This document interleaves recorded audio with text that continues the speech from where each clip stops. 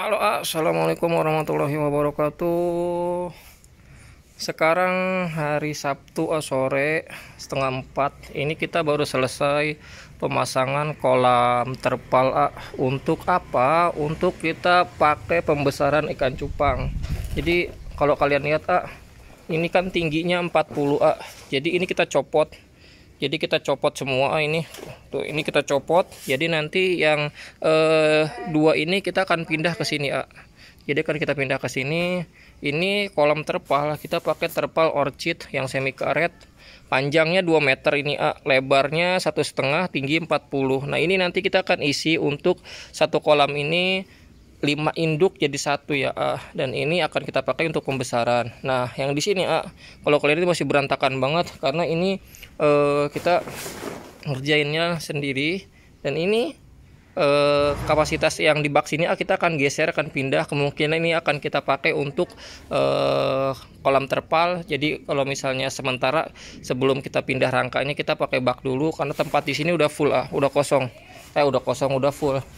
Jadi udah nggak ada tempat lagi karena kalau kalian lihat ini aja kita ngebreed kekurangan induk. Jadi kita ngebreed ini ada sekitar 15-16 pasang. Kita ngebreed cuma 16 pasang, dan ini kekurangan induk. Harusnya induk kan ada banyak, tapi yang minggu kemarin kita breeding itu belum full telur. Jadi kita breeding yang ada dulu, habis ini kita breeding yang sebelumnya. Jadi kalau di sini female bisa 4 kali kawin, kalau jantan bebas sampai kapanpun bisa kawin, yang penting dia sehat. Contohnya ini, contohnya jantan galaksi ini yang lagi kawin. Ini jantannya baru kawin 2 hari yang lalu, kita langsung jodohin, sekarang kawin lagi. Jadi selagi dia sehat, gacor, kawinin terus nggak masalah. Yang penting dia sehat intinya. Nah ini ini aja satu bak ini kita pecah jadi 2. Ini satu induk ini satu induk, tapi kita pecah 2. Kenapa? Karena kepadatan. Jadi di bak ini kita nggak boleh tebar padat. Kalau tebar padat dia lama gedenya. Jadi nggak boleh tebar padat. Kalau yang di sini aja ini udah umuran 2 mingguan ini 2 minggu lebih lah, 2-3 minggu lah. Soalnya ini udah agak gedean. Karena kita nggak pakai data. Jadi kemungkinan 2-3 minggu lah. 3 mingguan mungkin ini. Kalau di sini ini yang baru kita tebar 1, 2, 3, 4, ini yang baru kita tebar. Ini usia 4 hari. Jadi ini serentak ke sini usia 4 hari. Ini yang kita tebar kemarin tuh masih kecil-kecil banget. Jadi kalau ditanya pakannya apa, 4 hari itu kita pakai kutu air. Jadi ikan cupang sebelum kita tebar ke sini, sebelum masuk ke bak, 1 hari sebelum ditebar itu kita masukin kutu air. Jadi 1 hari sebelum dituang, kutu air itu udah ada. Jadi kutu air itu dia mecah kecil-kecil. Nah itu yang dimakan sama burayak 4 hari. Kalau burayak umur 3 hari itu belum bisa makan, karena dia masih ada cadangan makanan di kantung telurnya. Nah, kalian harus perhatikan ya, ikan cupang kalau misalnya dia bikin buih seperti ini tandanya ikan kepadatan dan kurang bagus. Kenapa? Karena dia bakal mengalami pertumbuhan yang lama atau perlambatan pertumbuhan karena kepadatan, kadar oksigennya kurang. Ini juga sama. Kalau lihat ini padat. Nah, ini padat, makanya kenapa kita pakai kolam terpal. Untuk kolam terpal lebih besar, dan di depan yang kalau kalian lihat ada kolam nila pakai diameter 3, itu udah kita isi cupang. Udah kita isi cupang. Kalau misalnya udah enggak kita pindah ke kolam depan, ini enggak muat. Jadi yang di depan aja kita pindah ada sekitar 15 lubuk yang kita pindah ke depan. Jadi 2 kolam. Kalau sekarang ini semuanya masih usianya 1,5 bulan ini. Jadi yang sebelah sini tuh udah gede-gede, lagi proses mutasi. Ini yang jenisnya RGG. Jadi RGG ini 2 induk juga, alhamdulillah. Ini ada 1 induk. Ini 1 lubuk, 1 lubuk lagi kita pindah di sana. Kepadatan, jadi kepadatan itu anakannya banyak, alhamdulillah. Jadi kalau misalnya kalian pengen nyetak anakan yang banyak, berarti telorannya harus banyak, Jadi kalau misalnya kalian pengen nyetak ikan cupang anakannya banyak, jangan buru-buru di breeding, tapi fullin dulu telurnya. Ini juga sama, pecahan juga ini. Jadi yang di atas ini bukan 1 induk, tapi ini pecahan dari beberapa yang di sini, karena memang kepadatan banget. Dan alhamdulillah ikannya kita rawat terus. Jadi perawatan di bak seperti ini kita cuma sifon aja. Kalau lihat kok nggak pakai ketapang, yang penting kita sifon aman. Jadi kalau lihat kita nggak pakai ketapang dulu, kita fokus pakai media sifon total. Jadi sifon itu 3 hari sekali itu kita kotorannya disedot. Jadi kalau lihat nih itu nggak ada kotorannya karena memang kita sedot. Ini aja ini jenis blue rim. Nah blue rim ini yang indukannya dulu kita beli sebulan setengah yang lalu 2 jutaan. Ini langsung dari breeder blue rim langsung, dan ini kita beli waktu itu karena memang kita pengen nyetak blue rim, dan alhamdulillah indukannya kita dapat yang berkualitas, lumayan harganya 2 jutaan.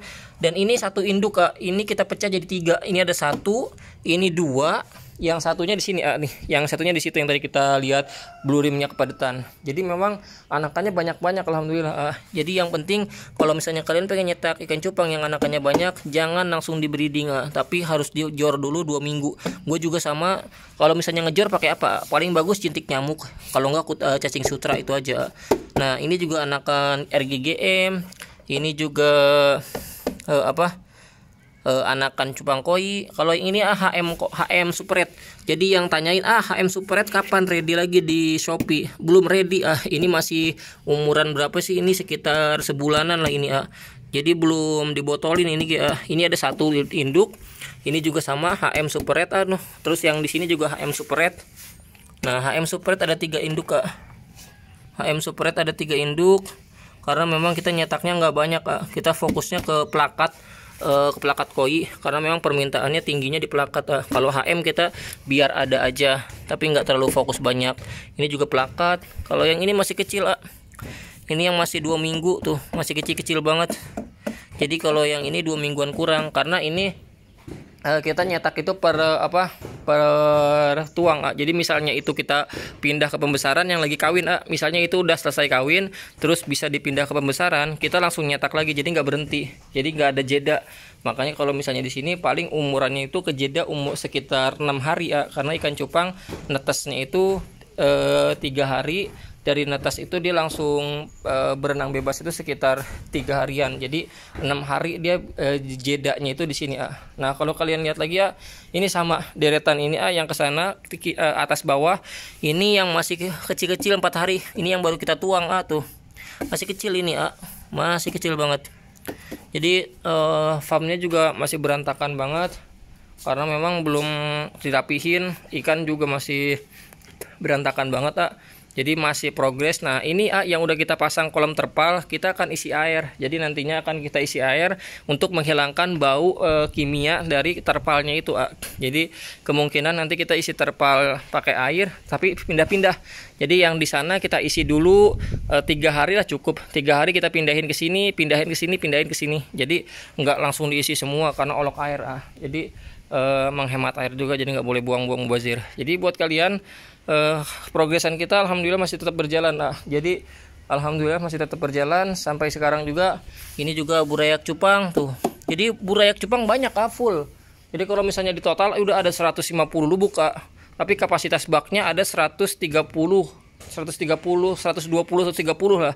Tapi yang sisanya udah kita pindah ke depan itu ada 15 lubuk yang kita bagi 2 di kolam bundar yang diameter 3. Jadi memang kita tetap ngebreed sampai kapan kita tetap ngebreed walaupun ini kapasitas sudah banyak, sampai kutu airnya udah langka. Jadi kalau misalnya kutu air lagi banyak kita tetap ngebreed, kecuali kalau kutir lagi susah kita pasti stop dulu ngebreednya karena kalau misalnya kutirnya langka kita juga nggak mau ngambil resiko untuk ngebreed banyak, nanti pakan nggak tersedia. Jadi kasihan juga di ikan cupang Dan alhamdulillah sekarang udah selesai kerjaan kita masang kolam terpal, dan sekarang waktunya kita rehat dulu. Jadi buat nih yang pengen nyetak ikan cupang, saran gua dari kalian, untuk kalian yang minimal itu cetak yang berkualitas, jangan kuantitas. Gue sering bilang cetak yang berkualitas, jangan kuantitas. Ketika panen kalian nggak pusing ngejualnya. Terus kalau misalnya kalian jenis ikan cupang yang permintaannya tinggi, stabil, harganya enak, tapi gampang keluarnya plakat koi. Plakat koi itu terbagi menjadi apa? Ini ada plakat Guardian, ada plakat RGGM, campur ini ada RGGM, ada Guardian, ada barongsai, ada RGG di sana, terus ada plakat koi juga, ada RKC juga di sini ada RKC. Pokoknya banyak Kak. Yang penting plakat koi itu dia nggak akan ada matinya. Kenapa sih nggak ada matinya? Karena plakat koi itu warnanya itu bukan cuma satu warna, tapi banyak variasi di badan itu, dia lebih enak dilihat, lebih nggak monoton itu, nggak satu warna. Jadi mau kalangan muda, anak-anak, tua, dewasa, pemula, penghobi, segala macam dia suka. Yang penting kita main kualitas itu dalam arti kata warnanya enak, asik, jos, kualitasnya juga ajib buat indukan, genetiknya udah stabil, udah duduk ketika di breeding, hasil anakannya juga mantap, terus form ikan juga aman. Jadi biar ada kualitas di ikan itu terpenuhi, harganya pun nanti bisa berbanding lurus dengan kualitasnya. Jadi buat kalian, terima kasih banyak yang udah nonton. Jangan lupa like, comment, subscribe. Terima kasih banyak, support terus channel ini untuk 70k subscriber. Jangan lupa subscribe ya. Sehat-sehat buat kalian semuanya. Wassalamualaikum warahmatullahi wabarakatuh.